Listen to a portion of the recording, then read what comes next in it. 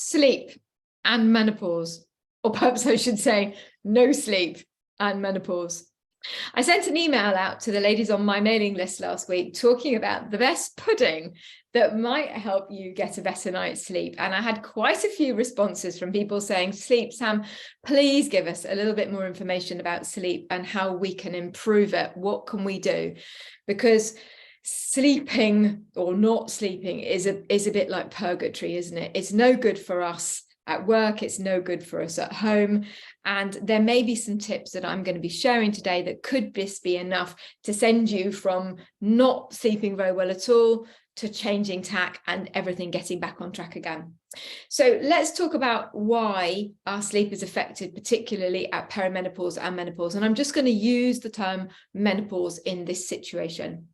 Well, at the same time as our estrogen and our progesterone levels start to plummet, generally, our stress in our life is often at a point where it's climbing, or perhaps it's at its peak. So we are juggling parents, we may be juggling children, so we're in that sandwich generation in between. We may be doing things to help us get through that day. So we may be having wine o'clock every night.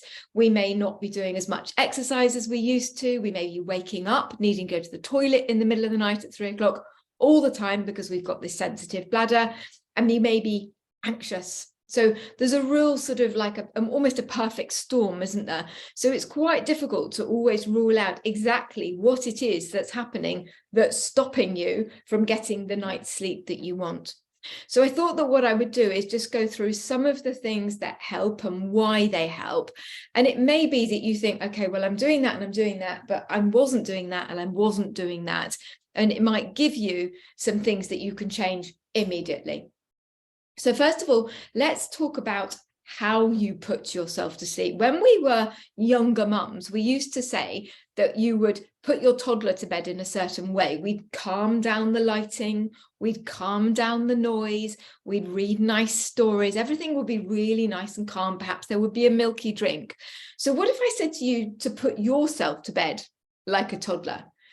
To stop watching those things that are stimulating your brain towards the end of the day, to make sure that you're changing from your environment, from being a light and bright situation to something where you're drawing the curtains, maybe lighting some candles, and that you're calming your senses down.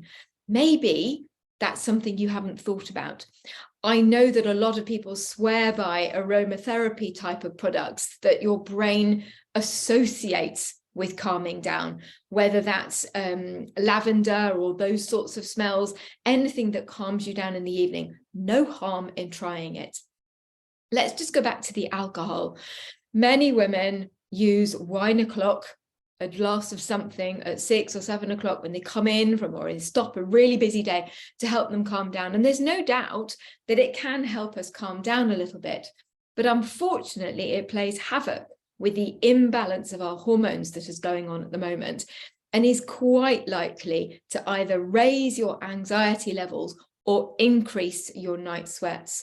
So thinking about changing the amount you're drinking, or perhaps when you're drinking, or what you're drinking, any or all of those things could be really useful. If you do want to have a drink in the evening, which is absolutely fine, trying to keep it to a minimum for health reasons obviously is important, but double up the volume with the same amount of water, or double the amount of water.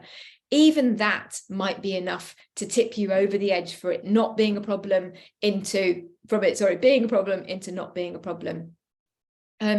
One of the things that I think people often find is that at our stage of life, we're overworked, but we're undermoved or under-exercised. We haven't done what we need to do during the day to make your body say, right, I am ready for sleep. And when we're attached to a desk all the time and we're typing and we're doing this and we're on the phone, we're just not moving enough. And one of the things that you can do, and I advise the clients that I work with all the time, is to get out away from your desk into the bright light, ideally before 12 o'clock midday for at least 15 or 20 minutes. And ideally, you're going to be going off for a walk. And if you can double up and do it at lunchtime as well, then even better. The more light we can get in our eyes first thing in the morning, the better it is for helping you to sleep. So we want that light in the morning, and then we want a little darker and calmer environment later on in the evening. I mentioned a milky drink. It's very simple. The science behind it is that if you have a milky drink in the evening, what happens is your blood is diverted away from your gut, from your brain to your gut, and that in itself can make you feel sleepy. But also sometimes it's just the association that your brain says, right, I'm having a Horlicks, hot chocolate, any of the things that you like, turmeric latte or something. I'm having this milky drink and therefore I am preparing myself for bed. That could be really simple. The jury's out on devices in bed, on the blue light thing. There was some research that said that blue light really affects our sleep, but actually there's been some counter research to that. So you could turn off the blue light with a blue light filter on your device. You can wear blue light filtering glasses. But actually, what we can't stop often is the stimulation of whatever it is you're looking at. The email from your boss that says, I want to see you first thing in the morning. The email from somebody says that, what's that date? And you're now thinking, what's that date? That question that you're being asked. So one of the really strong reasons to reduce your use of devices later on in the evening, and you need to decide when that is for you, is because it stops your brain thinking about whatever it is that it's seeing. So I don't have anybody coming through to me on email after 9 o'clock. I set my boundaries, if you like, that 9 o'clock is my cutoff time. I try and go to bed around 10 o'clock. And so you can do things on your phone where it means that only family or very close friends can get you if it's an emergency. And I've got elderly parents, so I understand that sometimes there are emergencies. So look at what you can do on your devices to limit that being a problem for you. You don't want notifications or your phone or your bed partner who isn't perhaps quite as bought into this. It's all very well turning off your phone, but what about that person next door to you? Make sure you're both on board with those same sorts of guidelines. Obviously, if you're waking up in the night and you're hot, or what, then cold, and you're doing duvet on, duvet off, there's a couple of things that you can do around your bedtime. Cool cotton night clothes, obviously fine.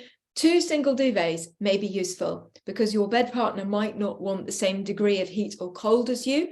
And so sometimes people find that useful, making sure that your room is cool. And if you're having particularly hot weather at the moment, you could have a fan in your room or an air conditioning unit. I find that quite difficult to have aircon, to be honest, because of the noise. Which brings me on to noise. Now, if you are lying next to somebody, or in fact, you are the sort of person who wakes yourself up with snoring, what can you do to block out the noise of either somebody who is in bed with you, yourself, or irresponsible or uncaring people that you live with who come crashing in to the house at all hours of the day or night or morning, having been out and have a really nice time. So you can buy various forms of earbud, the things like that, with white noise or no noise. But to be honest, for me, I go to Boots and they do waxed earplugs, which are actually too big for me. So I have to tear them in half lengthways, and then you warm them up in your hands and you put them in your ears. And that blocks out a fairly high amount of decibels. So sometimes just that noise is a really good thing to block out. That can be really helpful. Okay, supplements wise, some research that says magnesium helps you to relax, and that might help you go off to sleep. You can have your magnesium orally, you can spray it on your skin, or you can have an Epsom salt bath. Some research that says a nice bath at the end of the day, remember, putting yourself to bed like a toddler, can be really useful. And the only other thing about baths is if you're an evening exerciser, so let's say your fitness class, whatever it is around 7:30 at night, and it's a high impact or it's a high intensity one where you get really hot and sweaty, then your core temperature tends to go up.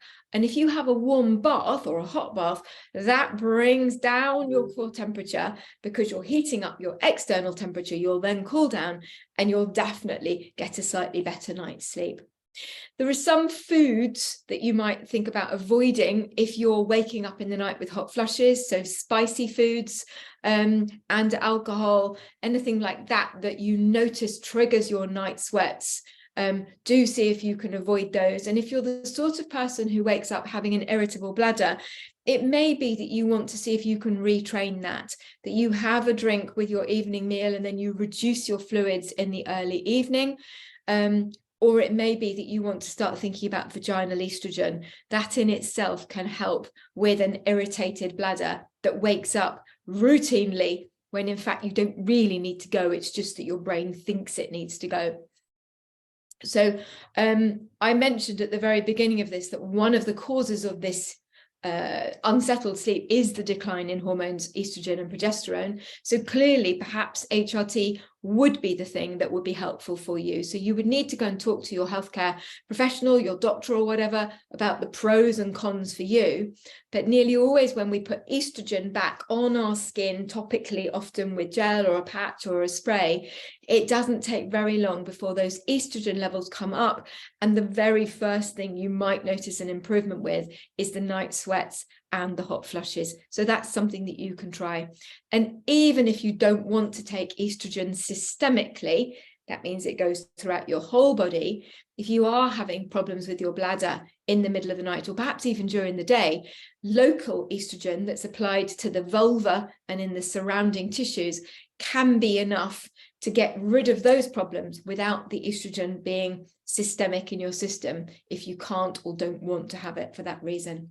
And then let's just go back to that very first thing I said about the lovely pudding that I mentioned. A little bit of research, maybe tenuous, but a tasty one worth trying, is to have a bowl of natural live yogurt with some chopped kiwi fruit on it and then some chopped up pistachio nuts to top it off. Those three foods combined together may be enough to give you a good night's sleep. And once you've got there, remember, into that bedroom, the only thing that your bedroom should be for is sleep and sex. And once you've got everything working in your pelvic floor area, if you can raise your libido, your confidence and your desire enough to have sex, 3 orgasms a week will also help you get a better night's sleep. Thanks for listening. I hope there's been a few tips there. If you've got any questions, do get in touch with me. And if you're interested in coming onto one of my programs, ping me a message. It'd be lovely to have a chat with you. Bye.